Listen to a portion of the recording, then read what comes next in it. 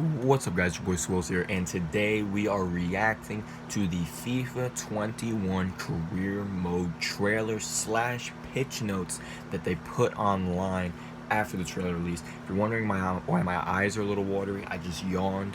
Don't worry, I'm not crying, although I am a bit disappointed. But we'll get into that.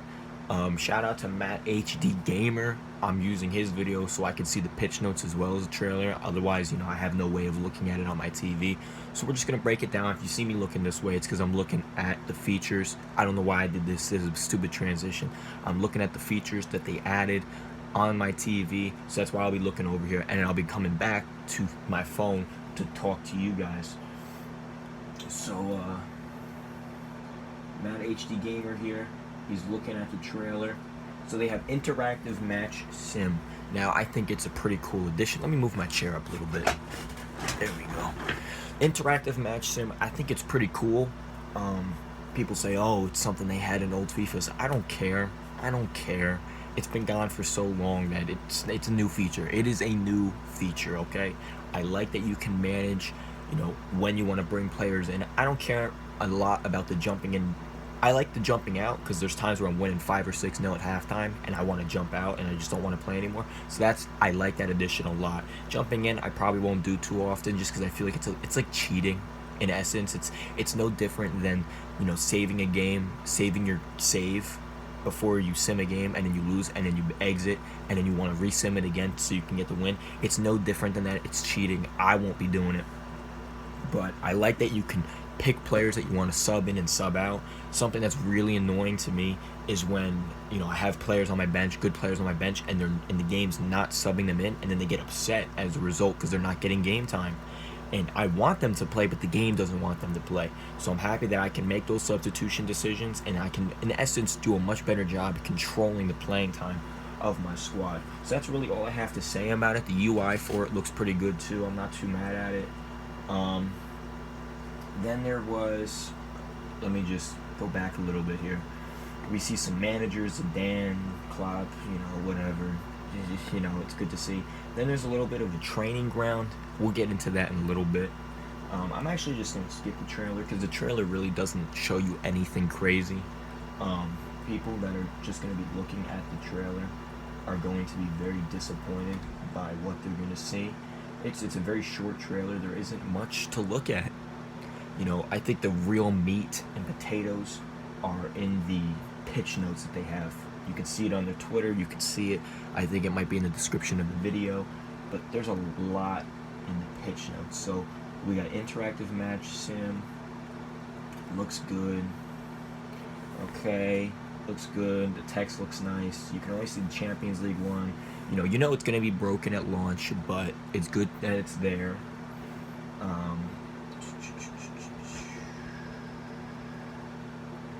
Let's see what else we got here. No, I don't care about this. I like the little animations for goals and stuff. It's nice. It's cool little stuff. I'm a bit disappointed they didn't change the texts really quick. I just want to talk about the UI. They did not change the UI at all. The basic text fonts, the backgrounds and stuff. It would have been, people would have really liked it a lot if you just simply added new text font. That's it. If you would have just changed that, people would be much more interested. But because you didn't change the way it looks, people are going to be upset because it looks like the same game, although it might not be. It looks the same, and that's why I'm a bit that's another thing I'm disappointed about. I was hoping they would do something a little different. So now we move on. We got player development. Come on, skip Matt HD Gamer. Come on, give me the player development. Here we go. Yes, very true point that EA has made here. We are aware in the past that developing a strong team could rely more on transfers and squad growth. Essentially what they're saying is that you could just buy your team and win games. I like that. I like that they're now allowing you to have the ability to grow your squad so you don't have to buy all those players, because it's otherwise, you fall behind. You eventually fall behind. So they got a fully revamped growth player system, and this is a huge one for me. Player XP. Player growth is through XP accumulation, and the biggest thing about that is XP, the amount of XP you could get is based on your form and how you perform in a match. So, your guy could score 5 goals in a match, and previously it did not matter. It didn't do anything. It didn't matter at all. Whereas now you're going to get XP for doing that, and it's going to make your player grow even faster.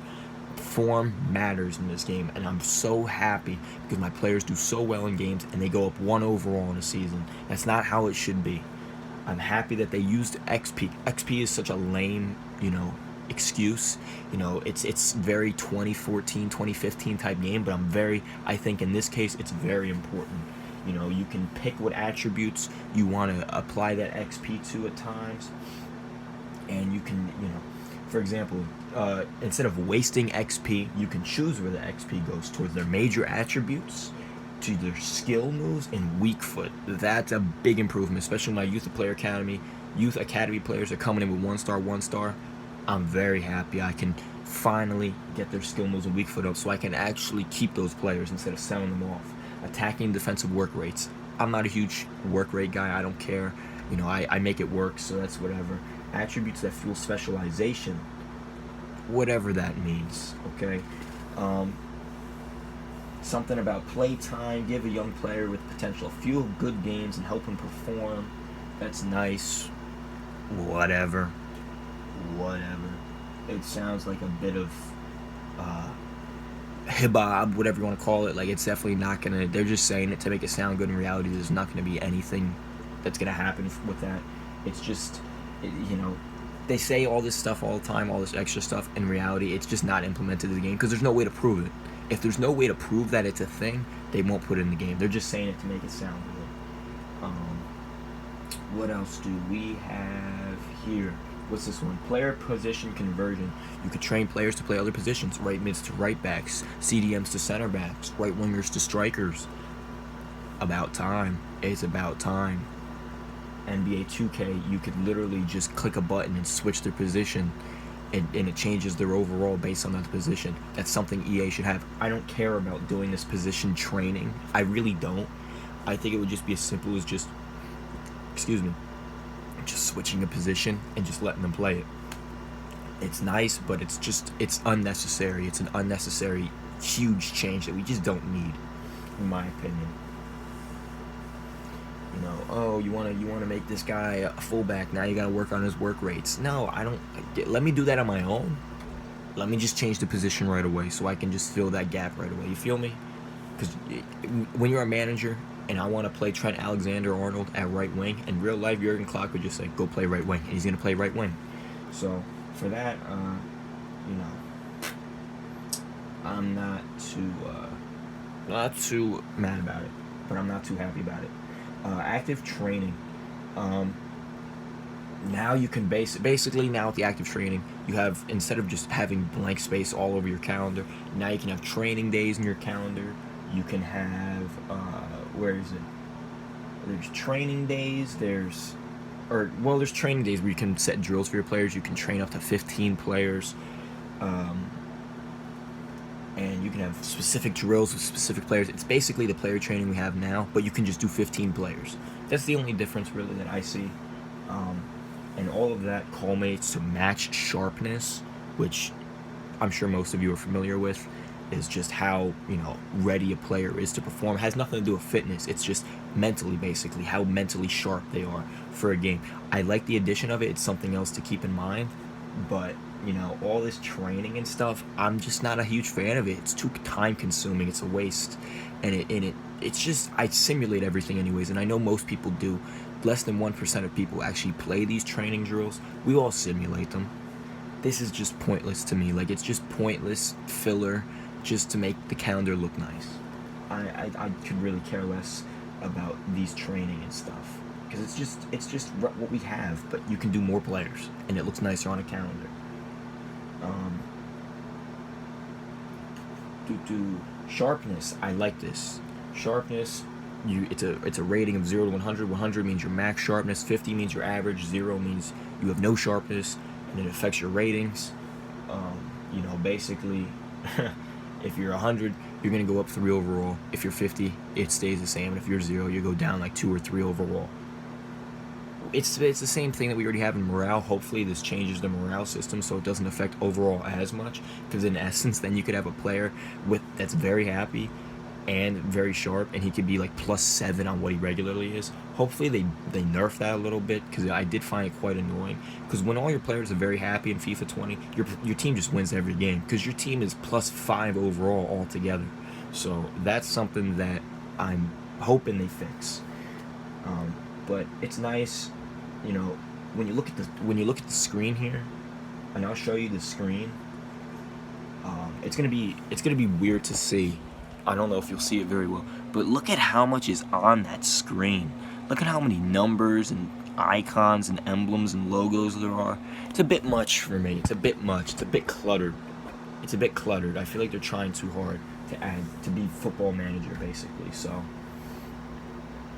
you know, I just don't really. Team schedule planning. You could have training days, you can have recovery days, and you can have rest days. Obviously, some days, for example, a training day might improve your sharpness, but it's going to hurt your fitness. A recovery day might increase your fitness, but it's going to hurt your sharpness. Same with a rest day. Or recovery is regaining fitness. Whatever. It's more whatever. It's just more time consuming. Gives you something to do. I think people will be bored of it right away. I mean, it's just trying to be Football Manager, essentially. I just don't like all the micromanaging that this is. People want the FM style. I think FIFA's a bit more casual. You know, being able to move. You can move through seasons in a few hours, whereas FM could take you, 6, 8, 10 hours to do just one season. I think this is a bit much. Hopefully it's not something major. Hopefully you could just forget about it. Let the AI, let the system deal with it, and it's just no big deal. Because I mean, it's just a lot to manage when you're just trying to play games. You're just trying to make sure your players are ready. Because I'm gonna be quite upset if my star player gets some bad training and he's not ready for the next game because I didn't want to spend half an hour making sure he's all ready and good. I hope that's not an issue. What is this one? Additional improvements. This, in my opinion, is the biggest part. This is the biggest part. You have to read this because I think this is where all the good additions are that actually matter. New transfer options and improvements. Loan to buy. It's already been in the game. I don't care. AI player swap proposals. Basically, they say it's this big addition, but in reality, instead of basically, if you want to go to buy a player, you could add a player and cash in order to make the deal better. Basically, the only difference is if you offer just cash, they're going to want a player in return sometimes. It's no different. They're still going to be interested in the same players. It's just that instead of you having to trigger that option for them to be interested in the player, they can say, hey, I'm interested in your player. But no AI managers are going to come to you and ask to buy your players with a swap. So it's misleading.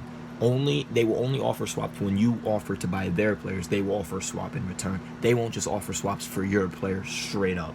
That's not going to be a thing, which is disappointing. It makes no difference to me because I'll reject them all anyways. Because I don't want to get rid of my players just randomly. I don't care. Contract renewal improvements. This one's a good one. We've given the AI control club the ability to perform contract renewals based on the player's rank, so you will usually not see the top players in a club become free agents. Get rid of the cheating. It gets rid of the cheating. All these Jared HD rebuilds where he's signing Messi, Ronaldo, and all these guys on pre-contracts and ruins his rebuilds. Guess what, buddy? You can't do that no more. Because now you can't sign all of them guys on pre-contracts because they're going to get their contract renewals. And I'm very, very, very happy about that. Because it's going to force you to use your transfer budget if you want to. Or if you have to. You're not just going to be able to sign all these $100 million guys for nothing. That's a huge improvement. It should be in the game, but it's huge. It's huge. Additional improvements. They say expanded UI. It's all the same leagues that they had already. Having basically the cool backgrounds and broadcasts and stuff for the Premier League, Liga, Bundesliga, La Liga, all these competitions. They've had them all already. This is no different. I don't know why they're mentioning this. It's the same thing. They didn't add anything new. How about you add the Championship League 1 and League 2? How about you add the second tier of Spain, the second tier of Germany? I think they might have that. I'm not sure. How about you add all these other leagues? The Scottish League, I think PES has a license, but that would be cool. So they say UI, whatever BS. I don't know why Mad HD Gamer's just skipping through all this, because it's very important. Press conference morale impact. Basic. I'm not gonna skip that. It's just pointless. Press conference. I'm very disappointed they didn't add more to it in terms of answers. They didn't say, oh, there's gonna be more answers and questions. Press conferences are broken. Please fix them. This is embarrassing that you did nothing to address it. Player morale and player form. We've received your feedback that maintaining a high morale level for your whole squad is too easy. It is too easy. So now basically they're going to make it a little more difficult. There's going to be a lot more factors. Performance, for example, especially performance, that's going to make you a little bit more unhappy if you're not playing so well. I think it's very important that some players there will always be some players that are unhappy, and there's always going to be some players that are happy. The only issue is that they need to make the unhappiness manageable.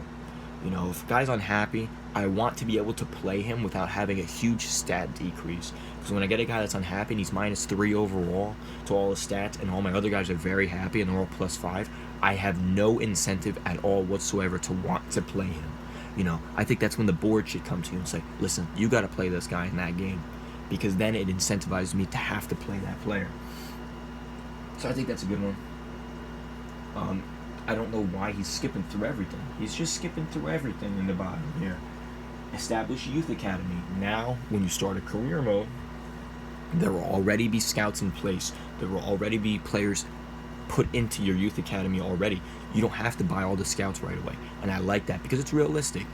You know, you're not just starting a club with nothing. So there will already be youth scouts there. You could probably fire them and hire new ones. They're probably not going to be very good. They'll probably be based on the rating of your club. And there will also be youth players put into your club already. Youth academy players. Some of them might be really good. And that's where that homegrown talent pre-order bonus comes in.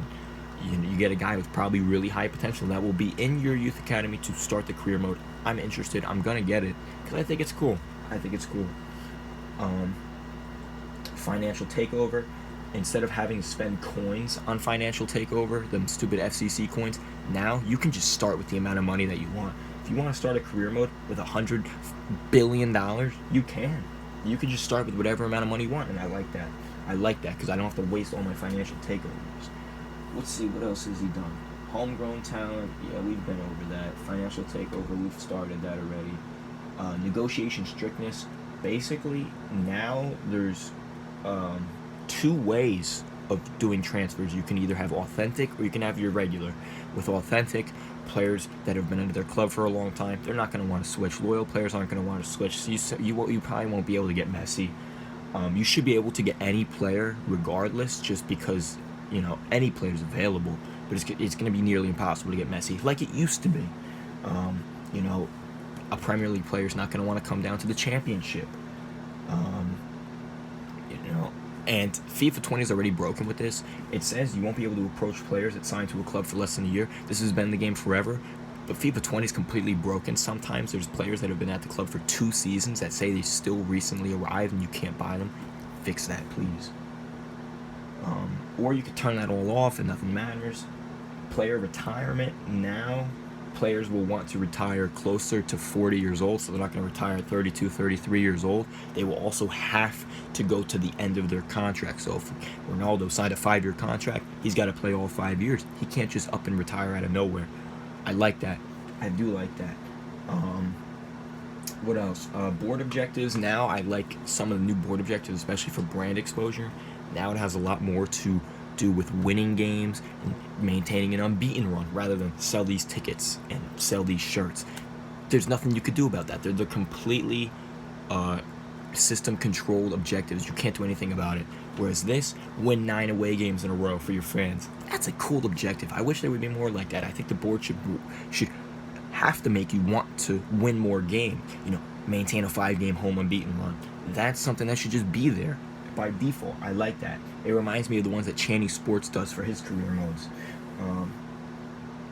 Now it's a lot more is going into. There's a huge thing at the end about transfer negotiations, loan negotiations, that basically the system recognized that it was way too easy for you to get transfers in. So now there's a ton of things that have to do with how your players negotiate. You know, if they have played for your team already, if they're joining a team with a different system, if you're gonna play that player out of position. There's a whole bunch of things that have to do now with what a player will decide if they want to come to your club or not, which we'll see if that actually is a thing, but I doubt it.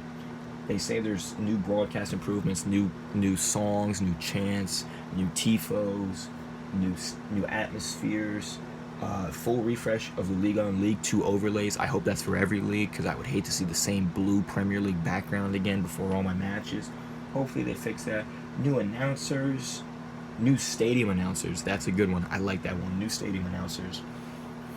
I don't even know if Matt HD Gamer went to the bottom, to be honest with you, but yeah, he did. Okay, that's it. That's everything. Personally, if they address all these little things that I've addressed towards the end, these additional improvements, if they address all those, this is going to be a very good career mode. And I'm sorry for my voice. I was a little raspy yesterday. I was screaming a lot, so that's why my voice is a little raspy today. But if they address all these additional improvements alone, that's pretty big, because it's a lot of those are bugs that are in the game last year that was really affecting the way your game was. I didn't see anything about the tables being more realistic. That disappointed me. I was hoping they would address that, because that's the biggest issue with FIFA this year. It started out where the best teams were going down in FIFA 20 up until like November, and then it was fine for a little while, and then they changed again, where Manchester City are having 115 points, 114 points, whatever it is, the unbeaten records. It's too much. I was hoping they would address that as a pretty big additional improvement, but they haven't.